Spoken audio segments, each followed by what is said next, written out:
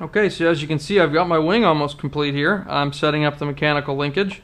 Everything went together good. I had some minor massaging in the wings to get the hinges lined up so that everything would sit flush on the end here, and making sure my gap is uniform.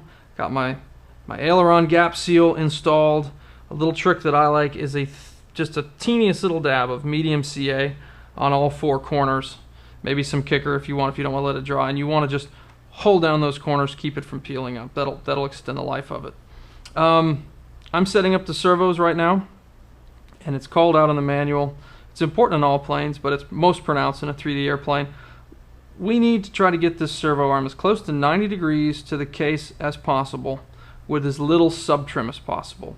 And we need the uniformity across the airplane that way, and that just ensures us the maximum amount of deflection. Now there's going to be some variations in manufacturing of the servos and also in your receiver. They might not output a 1.5 millisecond pulse at neutral with zero sub-trim and no clicker trim on the radio, so you're going to have to adjust that. It's whatever it takes to get this as close as possible to no sub-trim, with the defining points being 90 degrees on the servo arm. It can't be up here. You're going to have to crank loads and loads of sub-trim, and it needs to be as close to 90 degrees as possible. And then we will set the linkage length there.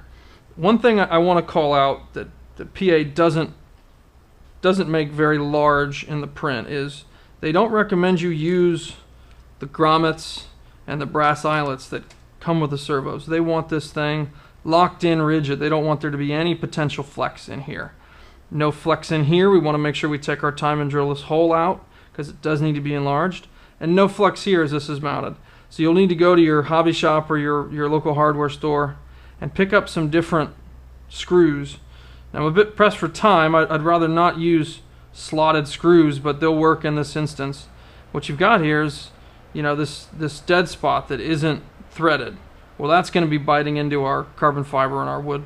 So we have to go with a perfectly threaded or a completely threaded screw. So make sure you get that set up before you start the build process. A nice high quality fastener with a good head to make sure that it won't pull through this servo opening here. Okay, it's coming together nice. Okay, so construction of the Addiction XL is almost complete here at this point. A few things that I want to bring up, different from the manual. The manual states that we have two openings for the elevator servos, and it says from the pilot's view, and I'm paraphrasing, the left side is sized for the 5245 MG high-tech servos. I say that's wrong because I went ahead and cut this out without measuring it, and as you can see, I had to make up a patch. The right side is significantly larger, and that fits the 5245 that we had. Now the patch that I was able to use, because I don't have any of this beautiful candy apple green covering laying around yet, was removed from this portion right there. You'll need the other side that you don't use to cover this balsa filler block. I went ahead and installed my Kevlar pull cables ahead of time before I had the whole tail assembly on. I also plunged these holes in here, and they talk in the manual about using the hot paper clip method, which is great, but you know, the thing cools off quickly and suddenly it doesn't cut so well. You may want to invest in one of these. This one cost me 33 bucks. Hot Wire Foam Factory, you can find them on eBay or maybe at your hobby shop.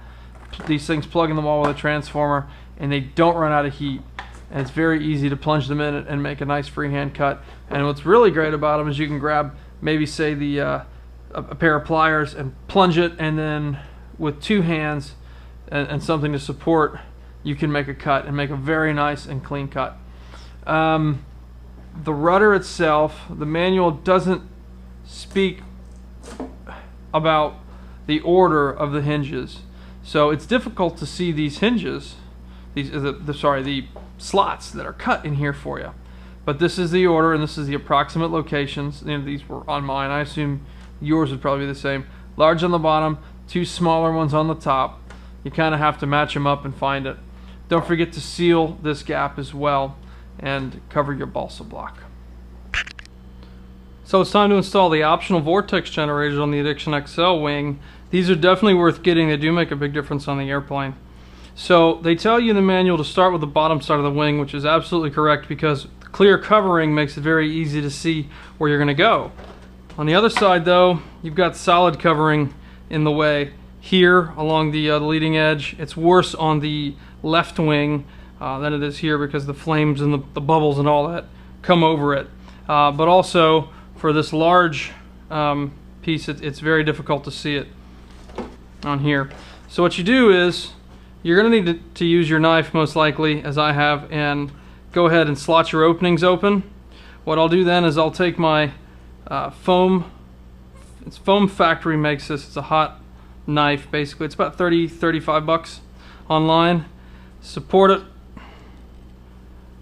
Something so you don't plunge too deep into your work here.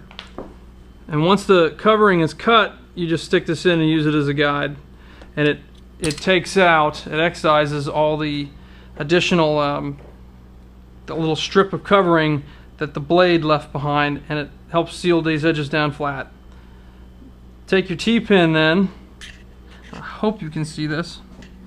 You can go ahead then, and if you look at the wing, I'm going to pick it up because that's a crazy angle I just had you at. You can see the pin in the wing, then you can guide it and poke it through and print the other side.